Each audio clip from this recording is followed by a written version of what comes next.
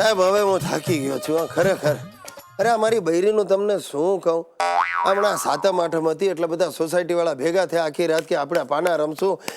ગિરીશ કુમાર તમે નહીં આવો, મેં કહું શું કામ ના, હું આવીશ. એટલે જેવા મેં ચપ્પલ પહેર્યા ને આમ બારણાની વચ્ચે આવીને ઊભી રહી ગઈ. નથી જવાનું, ખબરદાર છે તમારે જુગાર રમવા નથી જવાનું. અરે મેં કહ્યું તું આઘી કસ, શું જુગાર રમવા નથી જવાનું? મહાભારતમાં યુધિષ્ઠિર પણ જુગાર રમ્યા હતા, એ યાદ રાખજે. તો મને કે તમે પણ યાદ રાખજો, દ્રૌપદીને 5 પતિ હતા. બોલો સાહેબ, હવે બારવટિયા જેવી બૈરી મળી હોય એનો વર બિચારો નબળો જ પડી જાય ને. અને આજનું નથી, લગ્ન પહેલાથી સહન કરું છું. અમારા લગ્ન નહોતા થયા ને ત્યારે મેં સુશીને કહ્યું કે આપણે લગ્ન કરીને ભાગવું છે કે ભાગીને લગ્ન કરવા છે? તેણે મને શું જવાબ આપ્યો ખબર છે? મને કે ગિરીશ તમે મને કહો તમારે મારી મમ્મીના ફાટેલા ચપ્પલથી માર ખાવો છે કે ચપ્પલ ફાટી જાય ત્યાં સુધી માર ખાવો છે? અરે આબા હવે સુશી તને જે બનાવવું એ ઠીક લાગે બનાવતું, મૂક, આ પ્રોગ્રામ ચાલુ થઈ ગયો. સોરી મિત્રો, મારા ભાઈ બંધો એ મારું ઘરેણું છે, એક થી ચડિયાતા રત્નો છે.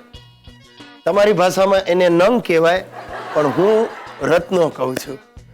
ગિરીશ, ગિરીશ, સ્માઈલ. હા સ્માઈલ, સ્માઈલ. હા સ્માઈલ. હા બસ. જો. શું વાત છે, હાઈ ક્લાસ લઈ આવ્યો નવો ફોન? ના ભાઈ ના, ભાઈબંધો છે. એ તારી પાસે ક્યાંથી આવ્યો? અરે કેટલા દિવસથી મારી પાછળ પડી ગયો તો કે લુકેશ તું મારો ફોન નથી ઉપાડતો, ફોન નથી ઉપાડતો. કાલે ચાન્સ મળ્યો તો ઉપાડી લીધો. આ રત્ન શું ભાઈ ગઈકાલે કેમ ઓફિસમાં ગુટલી મારી? અરે ભાઈ સાસુની સેવામાં છું, બાબો આવવાનો છે ને. હે અલા તારી 65 વર્ષની સાસુને બાબુ આવવાનો? અરે એમ નહીં ભાઈ, મારો સાળો બાબુ આફ્રિકાથી આવવાનો છે. અરે પણ એમ બોલ ને યાર. એને લેવા એરપોર્ટ જવું છે. બસ. ગાડીની ચાવી આપ ને. નથી ભાઈ, ગાડી તો ગેરેજમાં આપી છે ને સર્વિસ માટે. ઓ અચ્છા, તો કઈ વાંધો નહીં, મને ગેરેજનો એડ્રેસ આપ, હું ડિલિવરી લઈ લઈશ અને કેટલા પૈસા ચૂકવવાના છે એ કહી દે. વાહ સારું કહેવાય. તો આ લે, આ જો પાછળ લખ્યું છે આ 1400 રૂપિયાની સર્વિસ છે, એ ચૂકવી દેજે ને. અચ્છા, એક 2000 રૂપિયા આપને. કેમ? એટલે આ 1400 રૂપિયા એને ચૂકવી દઈશ અને બાકી 600 નું પેટ્રોલ ભરાવી લઈશ, એટલે સાંજ સુધી મારે નહીં રાત.